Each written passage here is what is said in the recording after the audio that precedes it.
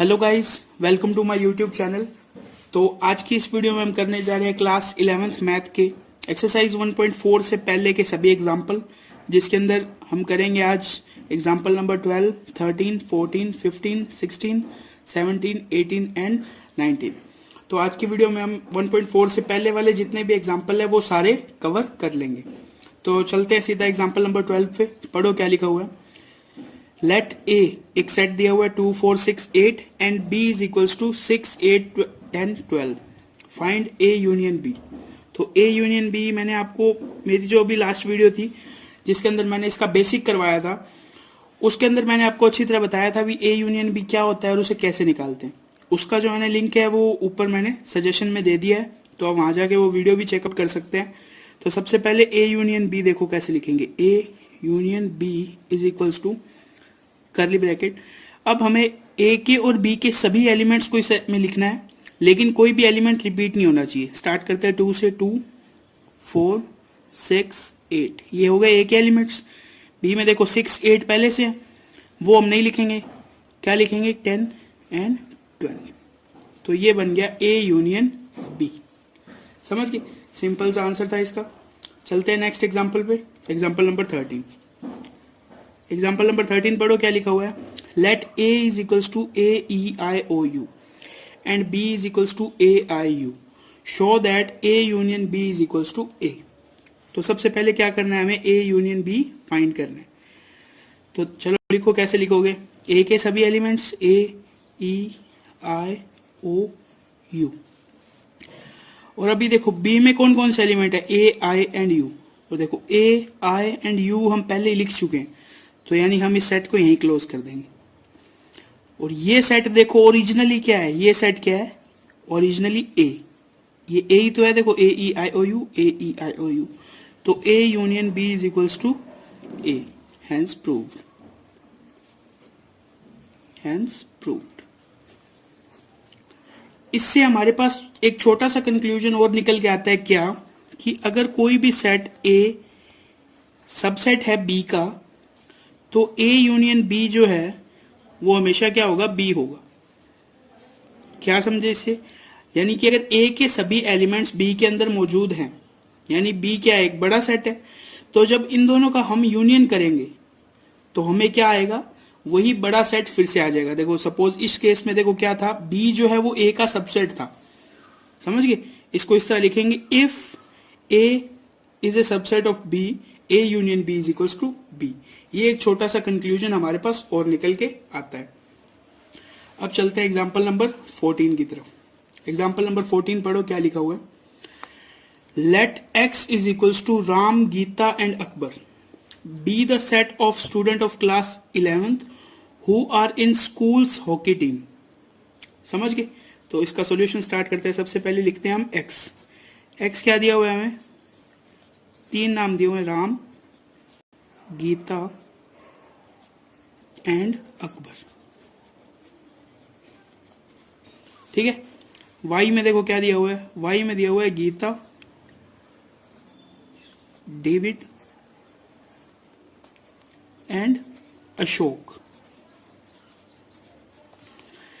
Y क्या दिया हुआ है, Geeta, David and Ashok be the set of student of class 11th who are in schools football team. Find X union Y and interpret the set. तो सबसे पहला काम क्या करना है, हमें एक्स यूनियन वाई फाइंड करना है। जैसे ऊपर नंबर्स का किया था वैसे ही हम नेम्स का करेंगे। कैसे? सभी नेम्स लिखने हैं विदाउट रिपीटिंग एनी नेम। तो राम, गीता, अकबर। ये देखो वाई में गीता पहले लिख चुके हैं, क्या लिखेंगे, डेविड एंड क्या लिख देंगे, Ashok.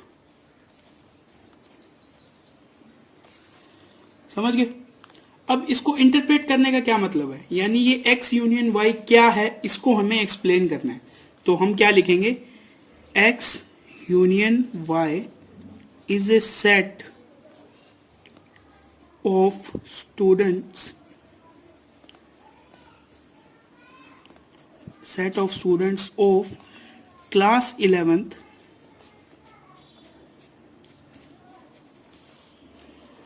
who are in who are in hockey team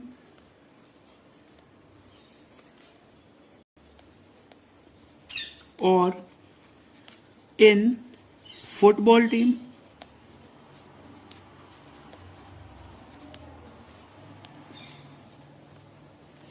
और बोथ। तो इसका मतलब आपको समझ में आ गया ये क्या है? यानी x यूनियन y का मतलब है कि ये एक ऐसा सेट है जिसके अंदर जो एलिमेंट्स है वो या तो हॉकी टीम में या फुटबॉल में या फिर एक एलिमेंट लाइक गीता जो दोनों टीम में है, यानी फुटबॉल टीम में भी है एंड हॉकी टीम में भी है। तो ये हमने कर दिया इस सेट का इंटरप्रिटेशन।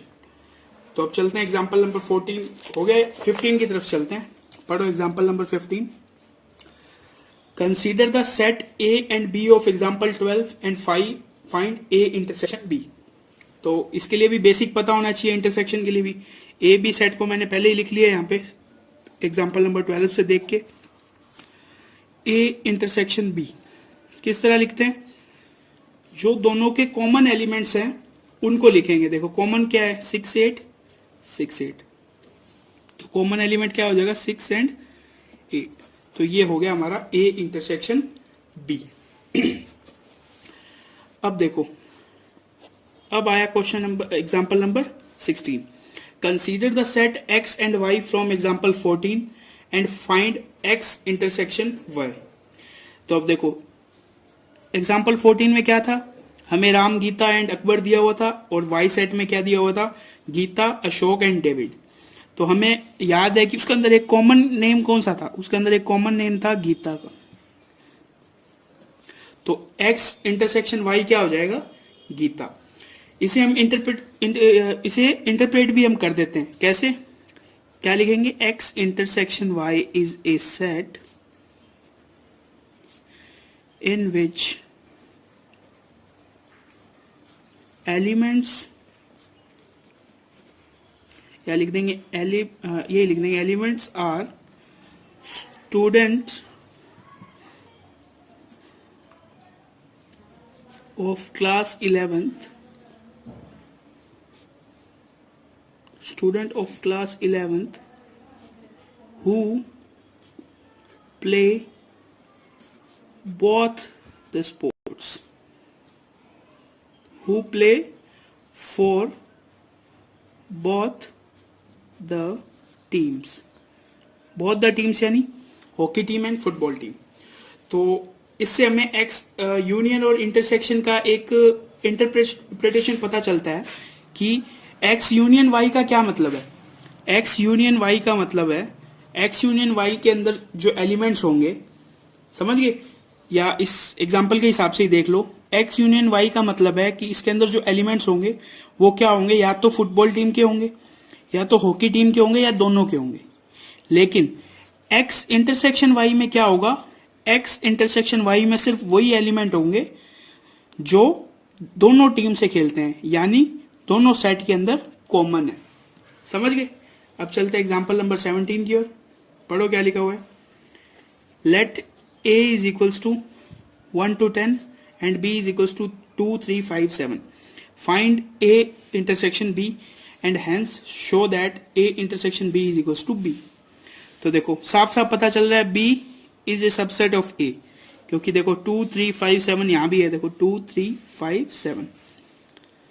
तो अब अगर इनका अपन ये निकाल लें a इंटरसेक्शन b, तो क्या आएगा? दोनों में कॉमन एलिमेंट्स कौन से हैं? 2 3 5 7। यही तो चारों कॉमन है। और ये बेसिकली है क्या? ये सेट ओरिजिनली कौन सा सेट है? ये है b। समझ गए? तो क्या हो गया ये? Hence proved. तो जैसा कि हमने लास्ट उसमें यूनियन में प्रूव किया था, अगर b a का सबसेट है तो a intersection b is equals to क्या आएगा? b। छोटा सेट। यूनियन में क्या आया था? यहाँ पे बड़ा सेट, यानी जिसका सबसेट है वो आंसर में आया था। लेकिन ये इंटरसेक्शन में क्या होगा? जो सबसेट है वो इसके आंसर में आएगा। ये हो गई इंटरसेक्शन की एक प्रॉपर्टी, एक कंक्लूजन। अब चलते हैं एग्जाम्पल नंबर 18 की तरफ। एग्जाम्पल नंबर 18 पढ़ो क्या लिखा हुआ है। Let a is equals to this b is equals to this, find a minus B and b minus a। तो लास्ट वीडियो में मैंने ये भी बताया था डिफरेंस ऑफ सेट्स, तो किस तरह निकालेंगे a minus B. a minus B में सबसे पहले एलिमेंट्स कौन से लिखेंगे हम, a माइनस बी में सभी एलिमेंट्स लिखेंगे a के। a में से कौन कौन से एलिमेंट्स नहीं लिखेंगे जो b में हैं। b में देखो क्या है 2, 4 एंड 6, यानी a के अंदर से हम 2, 4 एंड 6 को नहीं लिखेंगे, बाकी क्या बचा 1, 3 एंड 5। अब देखो इसी तरह हम निकालते हैं b माइनस ए। अब देखो b माइनस ए में क्या लिखना है, b के सभी एलिमेंट्स लिखने हैं 2, 4, 6, 8, लेकिन कौन से एलिमेंट नहीं लिखने जो a में है। a में देखो क्या है 2, 4, 6, तो b के अंदर हम 2, 4, 6 काट देंगे, क्या बचा 8, तो क्या आंसर आएगा 8। इसे थोड़ा ध्यान से समझना, ये क्वेश्चन काफी इंपॉर्टेंट भी है, एग्जाम में 1 या 2 नंबर का आ जाता है ये क्वेश्चन डिफरेंस का, क्योंकि काफी बच्चे कंफ्यूज हो जाते हैं किसमें से किसको घटाना है या माइनस किसको करना है। तो जो एलिमेंट पहले लिखा हुआ है या जो सेट पहले लिखा हुआ है सिर्फ उसी के ही एलिमेंट्स आंसर में होंगे, और उस सेट में से कौन सा एलिमेंट नहीं होंगे जो अनदर एलिमेंट में मौजूद है। समझिए। अब चलते हैं एग्जांपल नंबर 19 की तरफ। देखो क्या लिखा हुआ है, सेम वही क्वेश्चन है, एक सेट है V एंड एक सेट है B, फाइंड क्या करना है V माइनस B। तो फटाफट बताओ क्या आएगा यहाँ पे, वीडियो को पॉज करो और अभी बताओ यहाँ पे क्या आएगा। अब मैं आपको बताता हूँ इसका आंसर यहाँ पे क्या आएगा। इसमें क्या आएंगे, सभी V के एलिमेंट्स आएंगे A, E, I, O and U, लेकिन कौन से एलिमेंट नहीं आएंगे जो B में है। B में देखो A, I एंड U है, तो हम क्या करेंगे A, I एंड U को काट देंगे, क्या बचा E एंड O। ठीक है, अब करते हैं B minus V। B minus B में कौन से एलिमेंट आएंगे, सभी B के एलिमेंट्स, लेकिन कौन से नहीं आएंगे B में से भी जो A के अंदर मौजूद है, यानी जो V में मौजूद है। V में देखो कौन से हैं A, I, U, तो यहां से A, I एंड U को काट देंगे, क्या बचा K, तो B माइनस V की वैल्यू क्या हो जाएगी K। तो ये हो गया हमारा एग्जाम्पल नंबर 19। आज की वीडियो में बस इतना ही। नेक्स्ट वीडियो में हम करेंगे एक्सरसाइज 1.4 और नेक्स्ट वीडियो में हम उसे फिनिश भी कर देंगे। तो आज की वीडियो में बस इतना ही। Thanks for watching.